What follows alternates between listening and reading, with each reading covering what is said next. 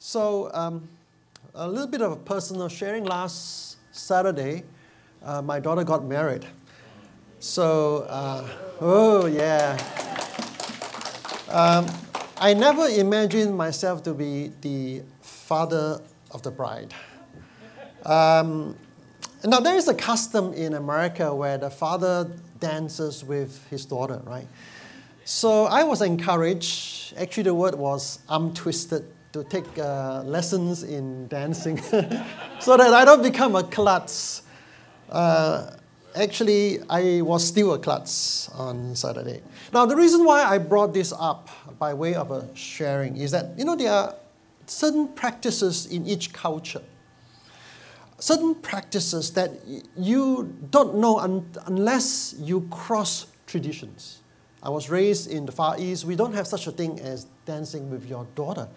And it's only when you are crossing cultures that you begin to realize this point. Now, today we continue with the passage on Ephesians 9, verses 1 through to 9. Paul wasn't writing in a vacuum. He was writing about relationships within a Greco-Roman culture. And the basic unit of this Greco-Roman culture is not the individual. It is not freedom. It is not liberty. It is not privacy. But the basic unit is not even the family. The basic unit is the household. Household.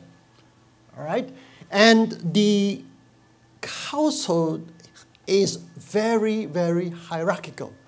And this basic unit consists of 3 sets of relationship between the husband and wife, which Pastor Dean dealt with last week. It's between father or parents and children. And thirdly, it is between master and slave. All right? It is between master and slave. That's why I'm saying it is not just a family, it is a household. The household includes, in a Greco-Roman setting, masters and slave. So today we continue with the second and the third triad of this so-called relationship between father and sons, or father and children, and between masters and slaves. So I'm going to read Ephesians chapter 9, verses 1 through to 9. If you want to, you can follow along in the Bibles. I've printed this out in the sermon outline for your convenience. And so I'm going to read the 9 verses. Ephesians 6, I'm still confused now. Verses 1 to 9. Children, obey your parents in the Lord, for this is right. Honor your father and mother, which is the first commandment with a promise, so that it may go well with you, and that you may enjoy long life on the earth. Fathers, do not exasperate your children. Instead, bring them up in the training and instruction of the Lord. Slaves, obey your earthly masters with respect and fear, and with sincerity of heart, just as you would obey Christ. Obey them not only to win their favor when their eyes is on you, but as slaves of Christ, doing the will of God from your heart. Serve wholeheartedly as if you were serving the Lord, not people, because you know that the Lord will reward each one for whatever good they do, whether they are slave or free. And masters, treat your slaves in the same way. Do not threaten them, since you know that he who is both their master and yours is in heaven, and there is no favoritism with them. This is God's word.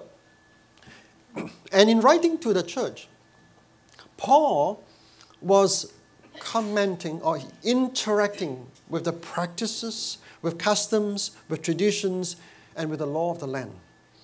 So I want to say up front that Paul wasn't creating a new system for Christian households, but he was commenting and helping believers how to interact, how to live within that context. And the big idea I want to say this morning is that there is a change in this relationship. There is a change this relationship and this change is revolutionary. And I will explain this a bit later. And that the relationships between all these three parts is not just based on hierarchy, and I'll explain that a bit later too, but it is based on placing Christ at the very center of this relationship. So to fully appreciate how revolutionary this is, we need to understand the context of the history, and we need to apply, since today we're talking about relationship, we need to apply this truth, which was applicable 2,000 years ago, to today's context. And I want to say also that even though Paul was very revolutionary, he wasn't very destructive. He didn't say, forget about the family, forget about masters and slaves, forget about husbands and wives. So that's what I'm trying to say. So first of all, we need to understand the context, the history, which the church was in during the time when Paul wrote. I think the best person to say or to quote is the person by the name of Aristotle, a Greek philosopher who lived hundreds of years before Christ.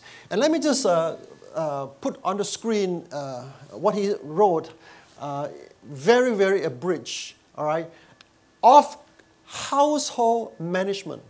We have seen that there are three parts, again, the three sections. One is the rule of a master over slaves.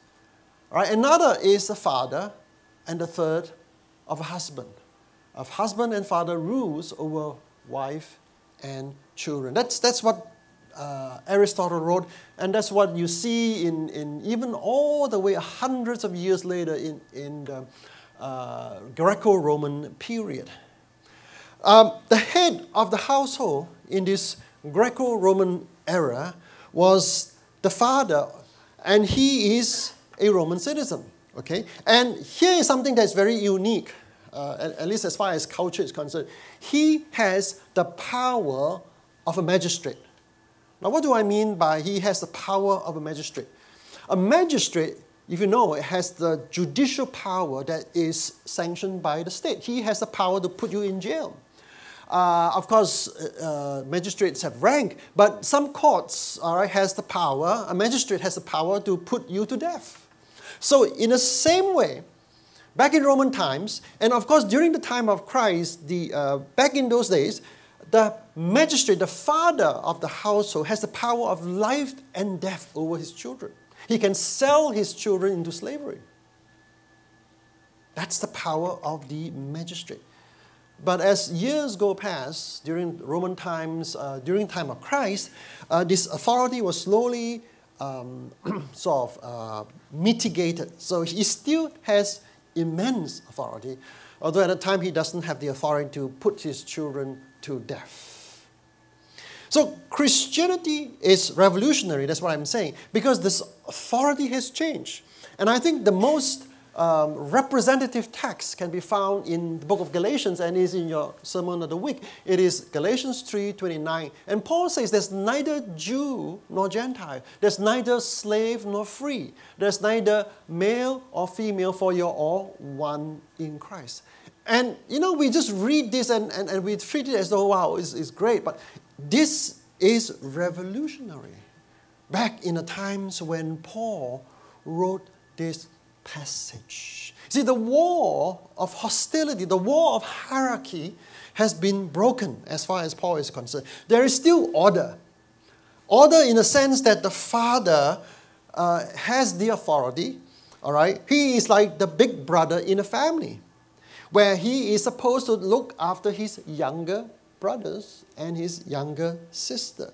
But the head is still the Father, the Heavenly Father. And so there is that mutuality of love, of submission to one another, because Christ is the head of the family. But even though this is revolutionary, Paul did not foment a revolt. He didn't say, you know, like the if you're familiar with communism, like the communists, let's do away with the family. You know, if you were in China a couple of decades ago, you know, they would have no kitchens. All right, you eat in a communal hall, you know, and even children are sometimes encouraged to report against their parents, to denounce their parents. But Paul wasn't fomenting a revolt. He's just saying within this structure, there is freedom. There is mutual love and submission. So this idea, on a general basis, reminds us, this code reminds us that we may have power, we may have authority, but we are called to be humble, we're called to listen, we're called to love, and not to use our power, but to treat our human beings, our wives, our children, our slaves, as fellow human beings, as co-heirs, all right? Co-heirs in the family of God. So those without the power, for example, those who are slaves, you know, we are reminded that even though we have no power, we answer to Christ, who was both powerful because he is the head of the universe, and the powerless because he emptied himself and he was crucified. So that's the background. Let me use this to get into today's text. And then we come to this idea of applying the text in our message. Let me start with the Father first. All right? Let me start with the Father. So let me just jump to verse 4. Fathers, Paul says, do not exasperate your children. Instead, bring them up in the training and instruction of the Lord. Now, in Colossians, which is, again, another text that deals with this so-called household, because in Colossians chapter 3, verse 21, Paul asked his readers, the fathers, not to embitter your children. Now, Colossians 3:21 is also dealing with this so-called triad. Right? Paul in Colossians chapter 3 talks to the husbands and wives. He talks to the fathers and children, where chapter 3 verse 21 is quoted from. And he talks to masters and slaves. So again, this household, this triad, not to embitter or not to discourage, not to exasperate. Remember, the father has the power of the magistrate. Now, that's why in verse 4 of Ephesians chapter 6, Paul addresses the father. But then if you come to chapter 6, verse 1, Paul tells the children to be obedient not just to the father, but to who?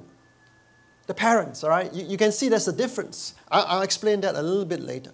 So, the father or the mother now, the father doesn't have the judicial power. We cannot, in America, we cannot even spank our kids in public, right? We get put in jail.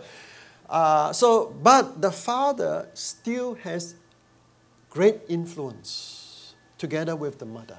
So I believe as we apply this passage in today's context, we don't talk about the judicial power or the power of the magistrate, but we talk about the power of influence. So I want to drag in the mothers as well.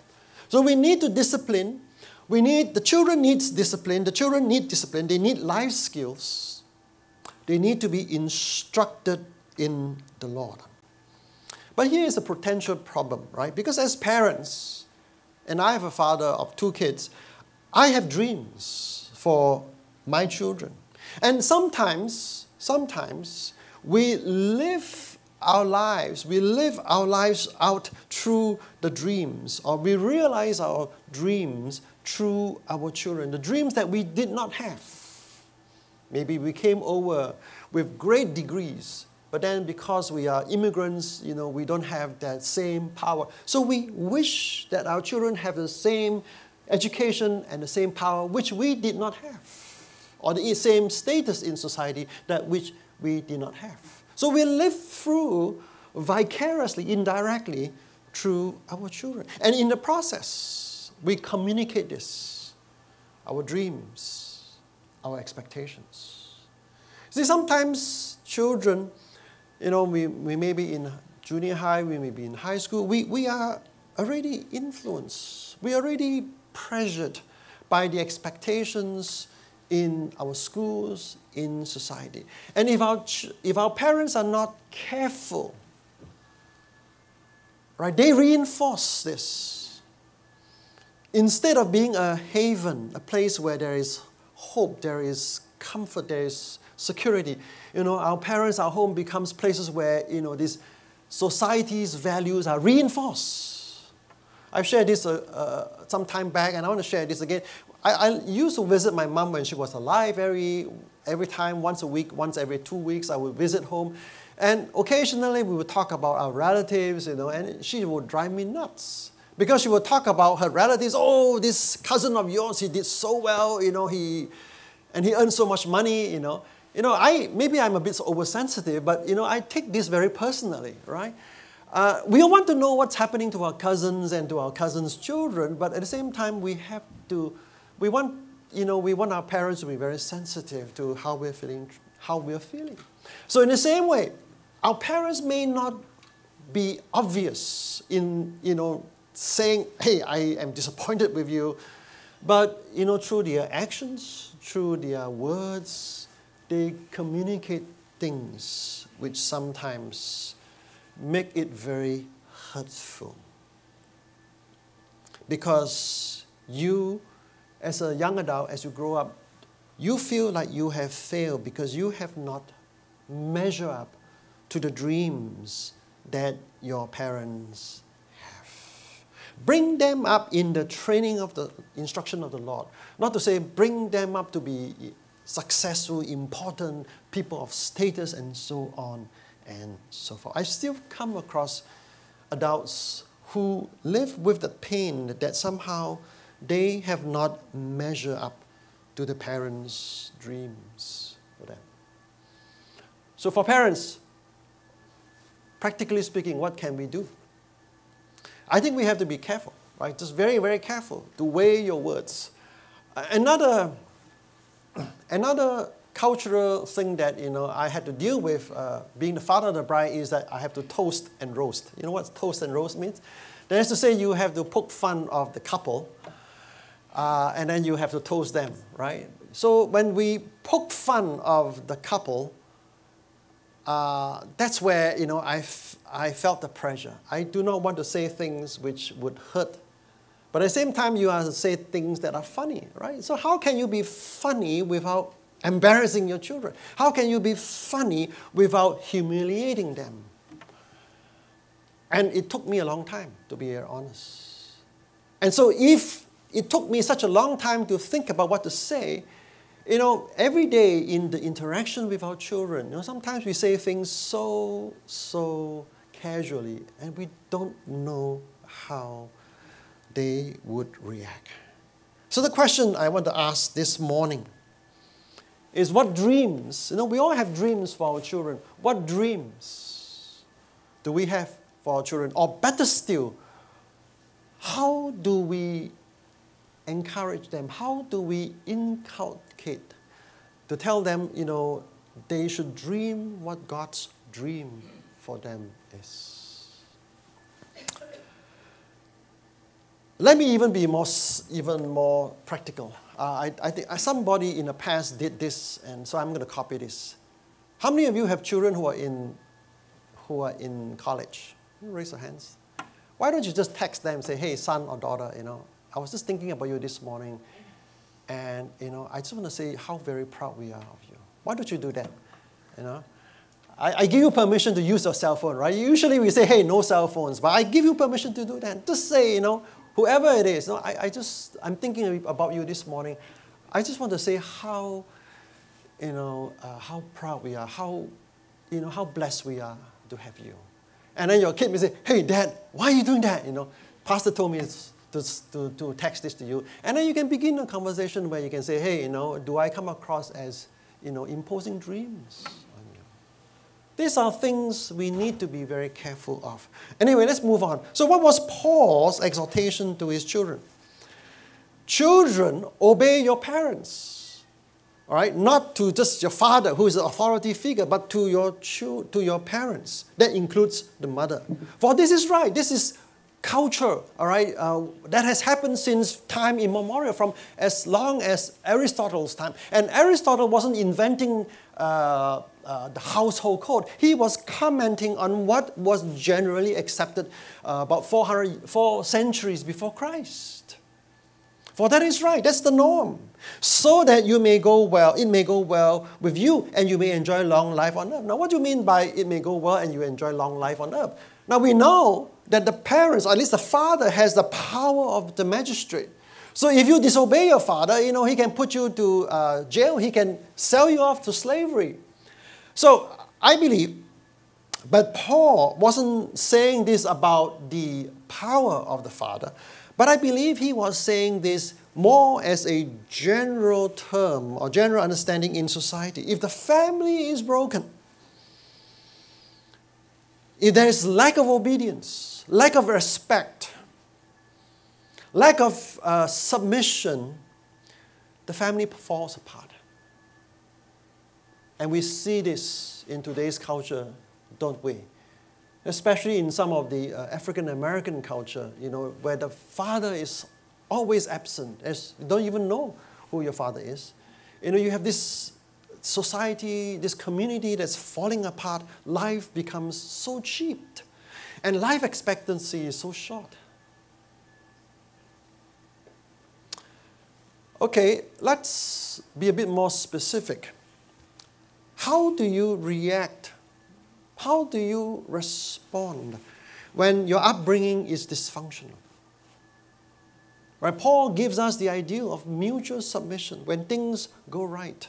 Father, do not exasperate the children. Father, do not discourage the children, but bring them up in the Lord. But that doesn't happen. How do you deal with that? Or children, sometimes, you just allow yourself to go wild occasionally. How do you do so when the family is spiraling out of control?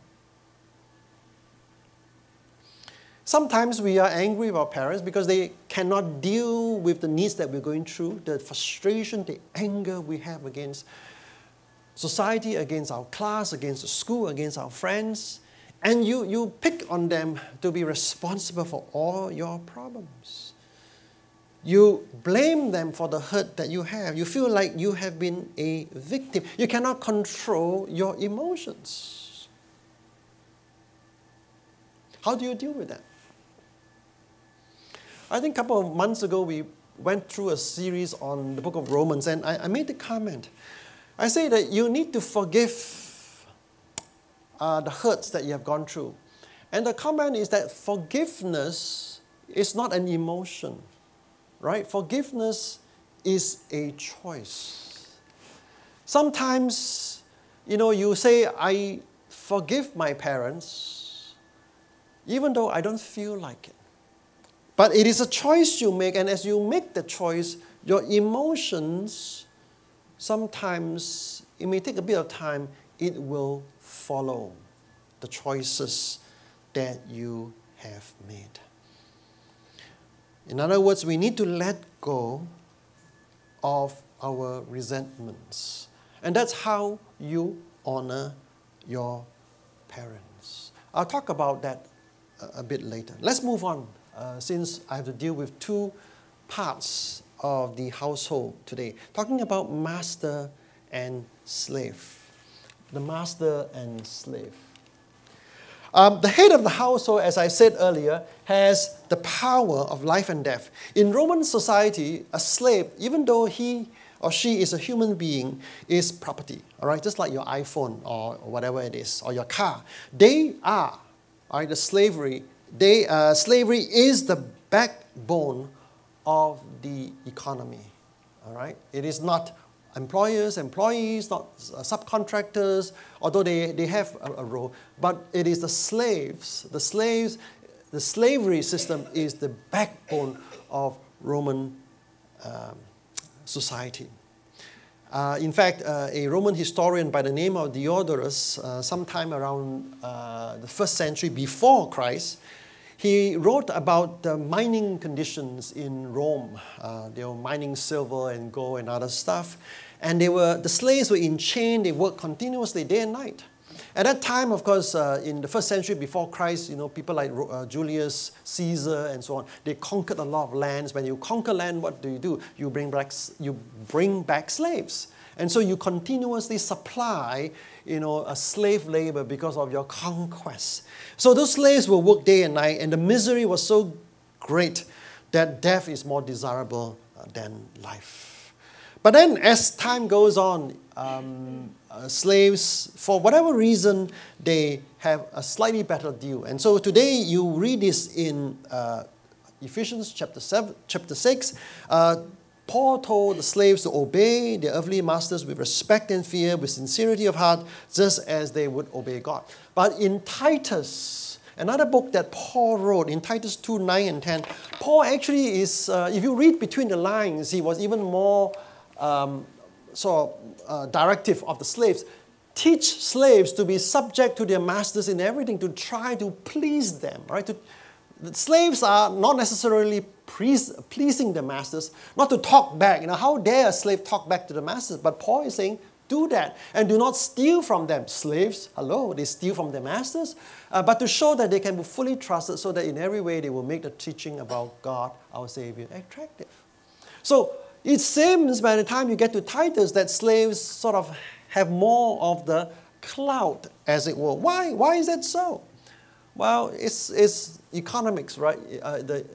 Economics, right? If you buy a truck for $30,000 or $40,000, I don't know how much trucks are worth, it would be very dumb of you to go and one day, because your truck breaks down, to take a sledgehammer and beat your truck to death, right? In the same way, if you buy your slave for a couple of $1,000s, to use that analogy, it would be stupid of you to go and kill your slave because you're angry at the slave, right?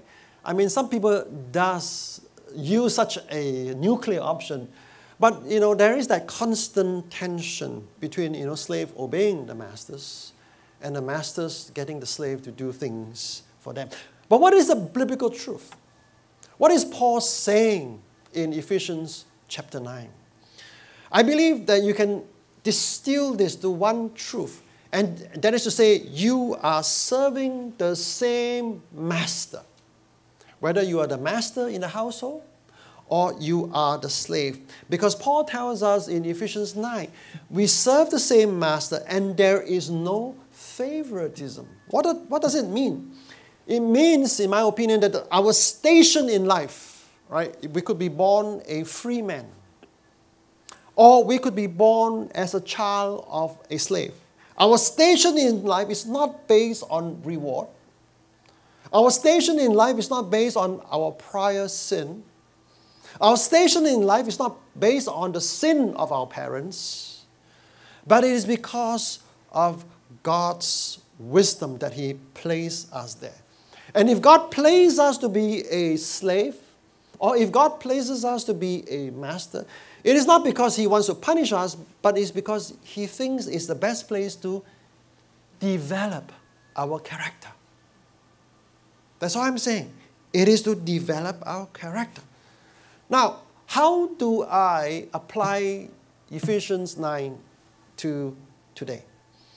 I said earlier the foundation of Greco-Roman society is the slavery system. But today we don't have slaves. Well, we still have in some countries, unfortunately.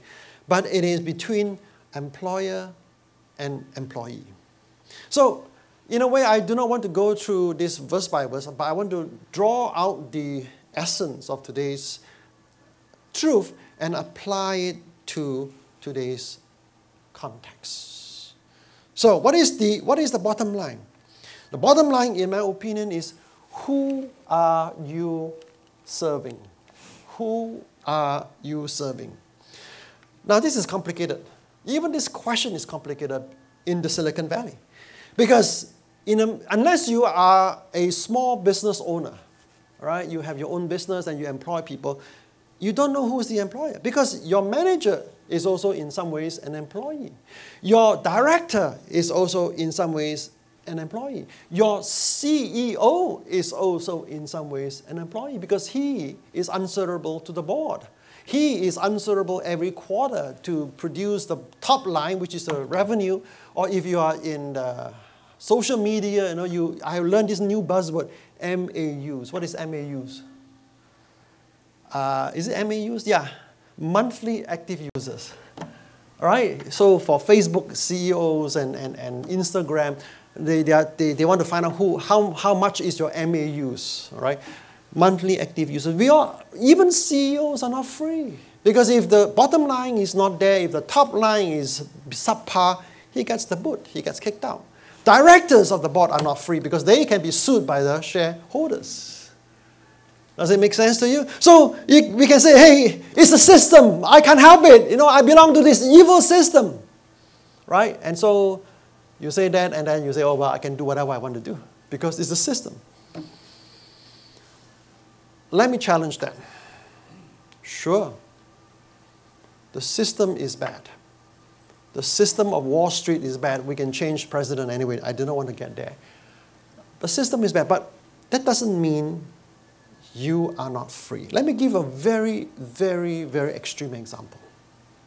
I came across this story because I know some of the high school folks in junior high, they're not working, so they're looking at me with, what is this?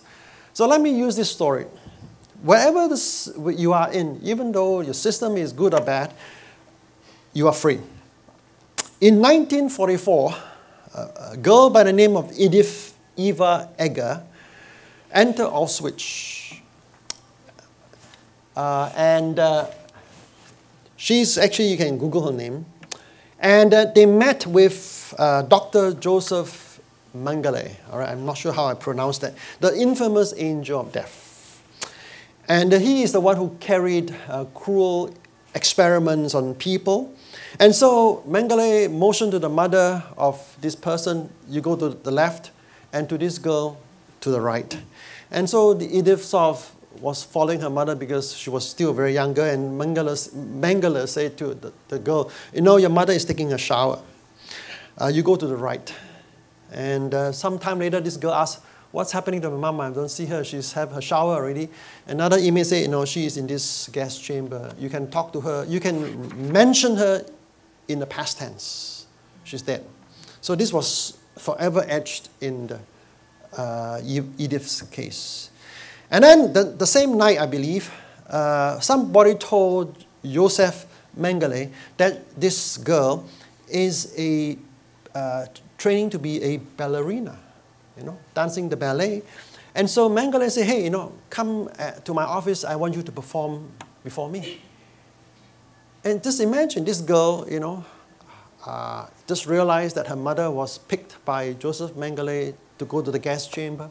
And now she's going to be dancing in front of this killer of my mother. Imagine that mental anguish. How did she deal with this mental torture? She said this, she's Hungarian, I imagine that I was in front of the Budapest Opera. It was a dream, right, to perform there. And so, and she cites this.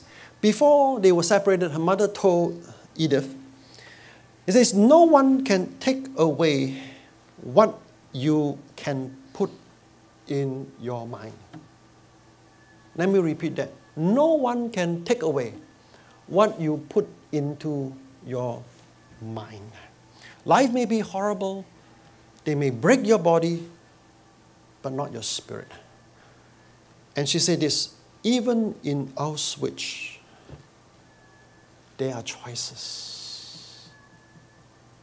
Even if you are in your junior high school, even if you're in your high school, which is a hellhole, even though you're in your company, which is, it is hell to work for, there are choices. So what are the choices? I give 2 comments and then I'm done. First of all, we are driven by pride. We are driven to have the desire to be in control. Right? As we progress up the ranks, as you join as an associate and later on you work up, you get more status, you get more pay, you get more promotion. And then, that pride comes in because you do not want to be demoted back down to the ranks. And so the desire to be in control comes because you have more experience, therefore you know your job better than other people. So you want to be in control. You say, I want you to do this, I want you to do that. So you are in control, you have the pride. And some time back, I heard this very interesting story, and I'm sure you know what I'm talking about, of a person who used to work in a Fortune 500 company, so one of those very big companies. And he said that in this company that he used to work for, there is this open door policy. Open door policy where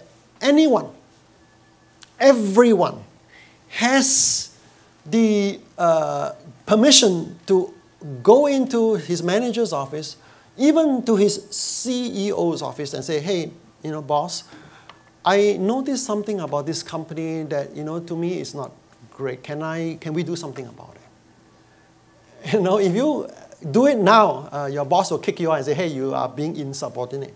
But that's what he says. And so there is this environment where there is an environment of collaboration. There is this environment where people are treated with mutual respect. There is this environment where the boss knows that the subordinate may sometimes know things better and be able to solve problems that he doesn't even know existed in the first place. We don't have that anymore, unfortunately, but that's a system. A subordinate sometimes responds with cynicism. I just don't care anymore because the company treats me like crap, right? So, you just do the things which make sure that you survive.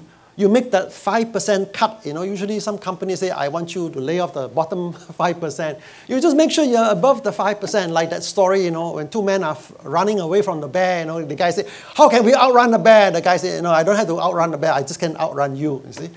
So, you just make sure you are not at 5%. We just don't care. That's the idea of cynicism.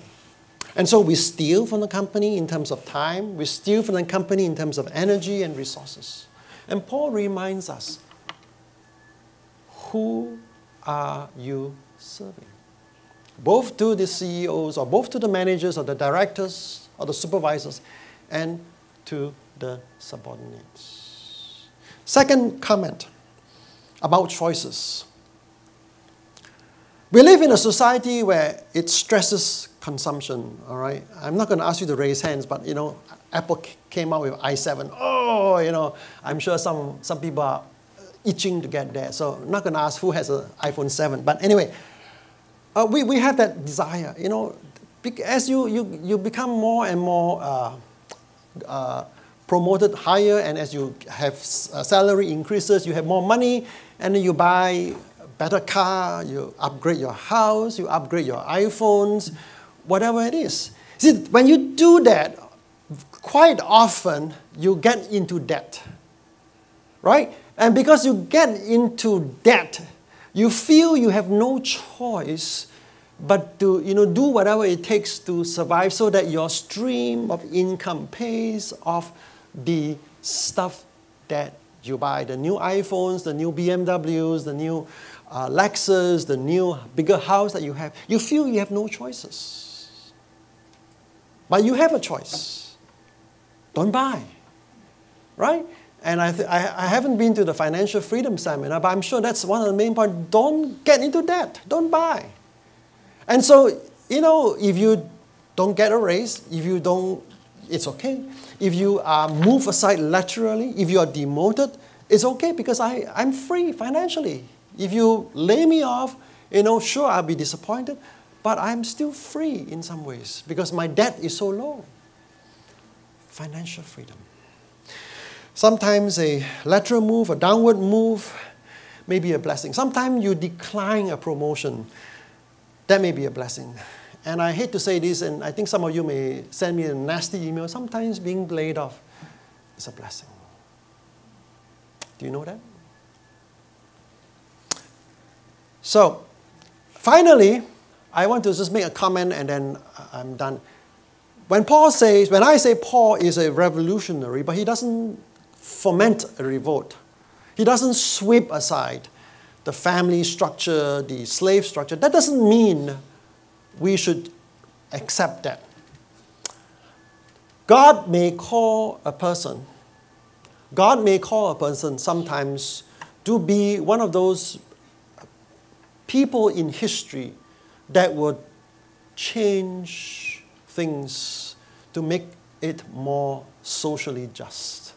God may call a person like William Wilberforce to say, I believe in my heart that the institution of slavery is evil.